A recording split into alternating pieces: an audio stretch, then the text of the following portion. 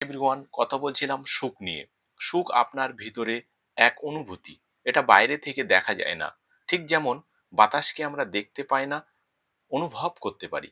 তেমন সুখ আমরা দেখতে পাই না, সুখকে অনুভব করতে পারি। এই সুখের জন্য আপনাকে ৩ টে কাজ করতে হবে। ১ম নম্বরে আপনি অন্যর বিষয়ে নাক গলাবেন না। সেটা আপনার বন্ধুর ক্ষেত্রে হোক, আত্মীয়র ক্ষেত্রে হোক, পরিবারের ক্ষেত্রে হোক, কিংবা আপনার সম্পর্কের সবথেকে নিকটবর্তী মানুষটা। কোনো মানুষের বিষয়ে আপনি নাক গলাবেন না। যখন অন্যর বিষয়ে আপনি নাক গলানো বন্ধ করবেন, আপনি নিজে থেকে সুখ অনুভব করবেন। ২য় নম্বরে আপনি অন্যর ব্যাপারে নিন্দা করবেন না। সেটা আপনার কর্মক্ষেত্রে হোক, সেটা আপনার পড়াশোনার জীবনে হোক, সেটা আপনার যেকোনো লাইফের সঙ্গে জড়িত মানুষের বিষয়ে আপনি কোনোভাবে নিন্দা করবেন না। এই নিন্দাটা আপনি তার সামনেও করবেন না, তার পিছনেও করবেন না। তাহলে আপনি সুখ অনুভব করবেন। ৩য় নম্বরে আপনি ক্ষমা করবেন।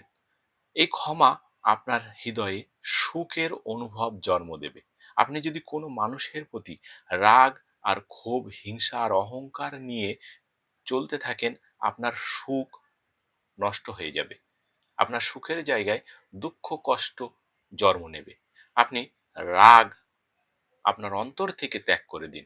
দেখবেন আপনার ভিতরে সুখের বসবাসে ভেসে উঠবে এবং সুখের অনুভবে আপনি ছাড়িয়ে যাবেন এই বিশ্বজগতে। আপনার সুখ আপনার কাছে সহজভাবে ধরা দেবে। Thank you.